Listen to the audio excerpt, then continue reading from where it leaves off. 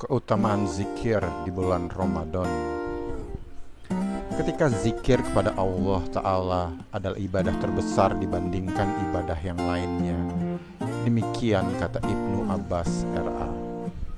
Menjelaskan hal ini, Imam Ghazali dalam kitabnya Zikrullah menulis, jika Anda bertanya, kenapa zikir kepada Allah yang hanya dikerjakan secara samar oleh lisan dan tanpa memerlukan tenaga yang besar menjadi lebih utama dan lebih bermanfaat dibanding dengan sejumlah ibadah yang di dalam pelaksanaan yang mengandung kesulitan?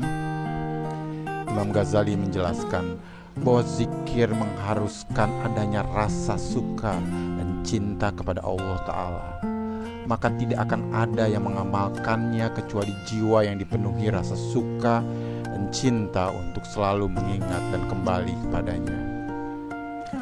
Orang yang mencintai sesuatu akan banyak mengingatnya, dan orang yang banyak mengingat sesuatu, meskipun pada mulanya ini adalah suatu beban, pasti akan mencintainya.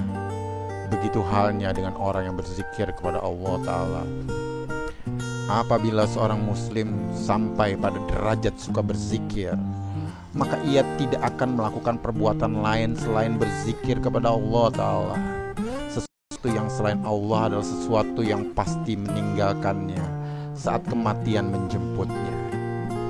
Disinilah urgensi mengapa setiap jiwa sangat membutuhkan amalan zikir.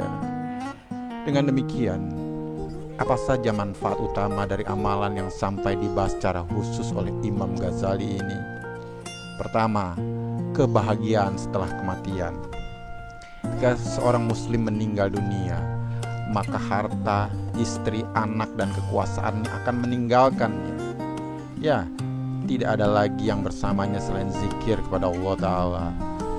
Saat itulah amalan zikir akan memberikan manfaat yang luar biasa bagi dirinya. Imam Ghazali memberikan ilustrasi yang menarik akan hal ini.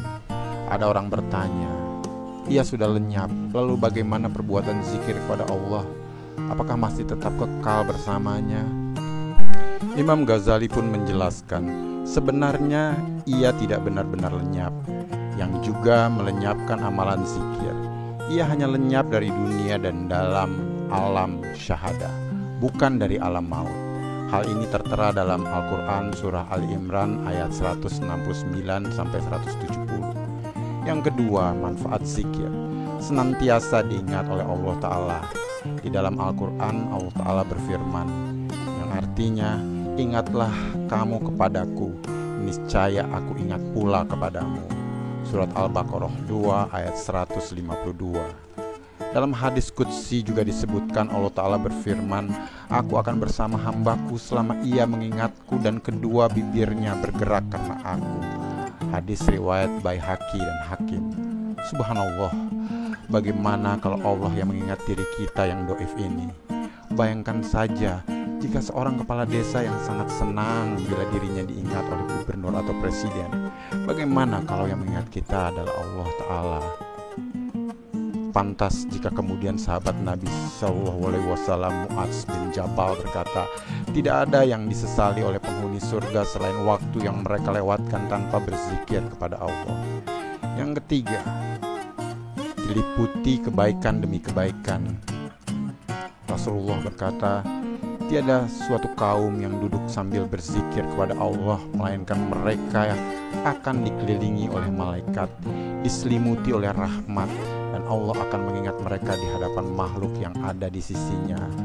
Hadis riwayat Bukhari. Dengan demikian, marilah kita upayakan agar muncul rasa suka dan cinta untuk senantiasa berzikir kepadanya. Allahu Akbar.